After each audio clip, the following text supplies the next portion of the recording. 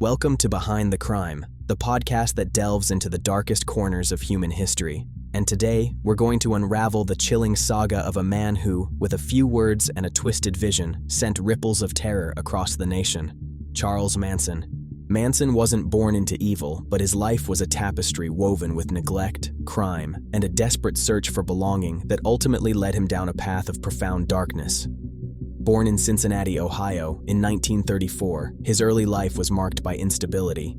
His mother, Kathleen Maddox, was a troubled young woman, and Manson spent much of his childhood in reformatories and foster homes. This transient upbringing, devoid of consistent love and guidance, would undoubtedly shape the man he became.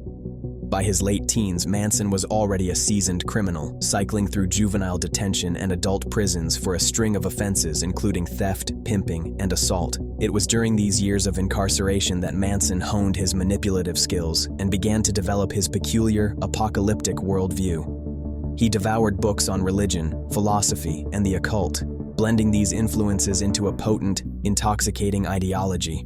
He became a charismatic figure within prison walls, attracting followers who were drawn to his promises of enlightenment and escape from societal constraints.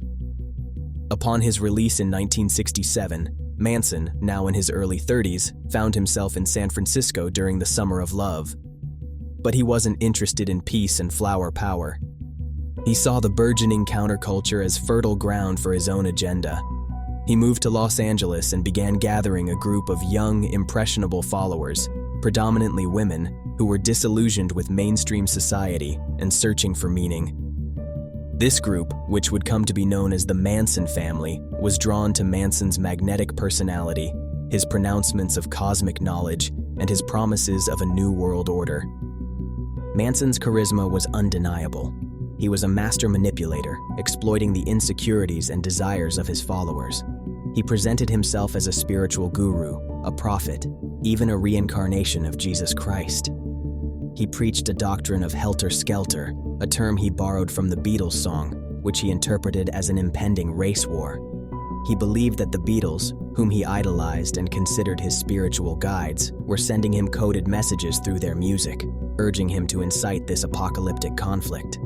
The family lived a nomadic existence, often camping in the desert or squatting in abandoned properties.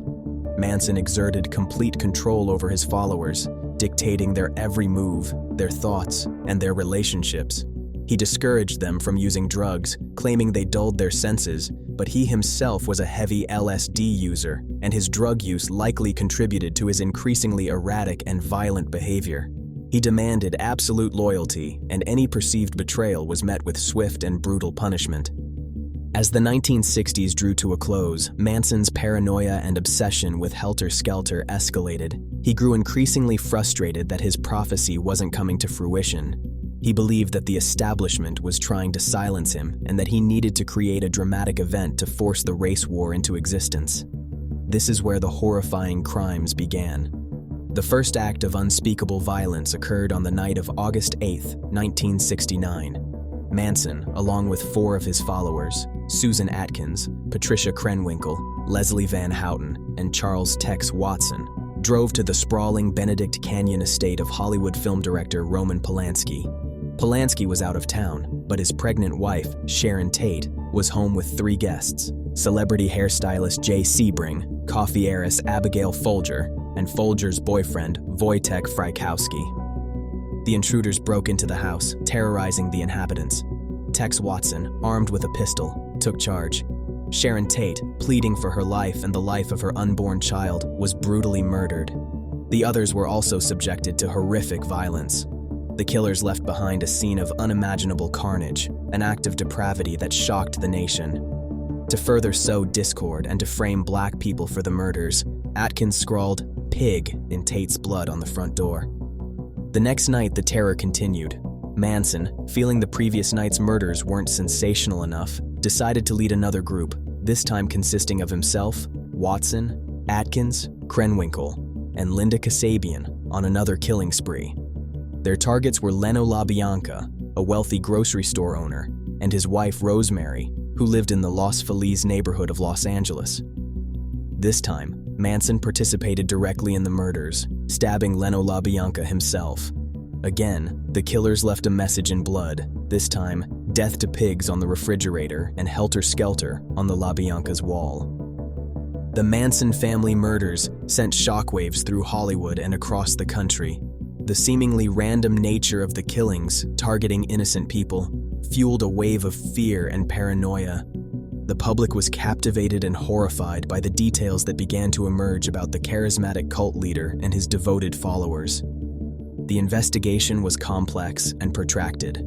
The LAPD, initially baffled by the apparent lack of motive, eventually pieced together the connections between the victims and the strange, nomadic group living in the desert. A crucial break came when Susan Atkins, incarcerated for an unrelated offense, began boasting about her involvement in the Tate murders, inadvertently revealing details that only the killers could have known. The arrests of Manson and his followers followed. The subsequent trials were a media circus. Manson, representing himself for much of the proceedings, used the courtroom as a stage for his pronouncements, his long hair and beard giving him a messianic appearance. He remained defiant, never admitting guilt, but instead blaming society for his actions and for creating the conditions that led to the crimes. He famously carved an X into his forehead, later transforming it into a swastika, symbolizing his rejection of the system. In 1971, Charles Manson was convicted of first-degree murder and conspiracy to commit murder for the Tate La Bianca killings. He was sentenced to death, a sentence that was later commuted to life imprisonment when California abolished capital punishment. His followers, Atkins, Krenwinkel, and Van Houten, were also convicted and received life sentences. Tex Watson, who had fled to Texas, was eventually extradited and convicted, also receiving life imprisonment. Manson spent the next 4 decades in prison, becoming one of the most infamous inmates in the American penal system. He continued to exert a strange influence, receiving fan mail and even marrying a young admirer who believed he was innocent. He never expressed remorse for his actions, instead continuing to peddle his warped philosophy and maintain his cult of personality from behind bars. His legacy is a dark and enduring one. Charles Manson wasn't just a killer, he was a symbol of the dark underbelly of the counterculture, a cautionary tale about the dangers of unchecked charisma and manipulation. He demonstrated how a desperate search for belonging and a distorted ideology could lead individuals to commit unimaginable atrocities. The Manson family murders became a watershed moment, forever altering the public's perception of the era and leaving an indelible scar on American true crime history. Manson died in prison in 2017 at the age of 83, still a figure of fascination and horror. The crimes he orchestrated and the lives he shattered serve as a stark reminder of the capacity for darkness that can reside within the human heart and the devastating consequences when that darkness is unleashed. Thank you for joining us on Behind the Crime. We'll be back soon with another chilling story from history.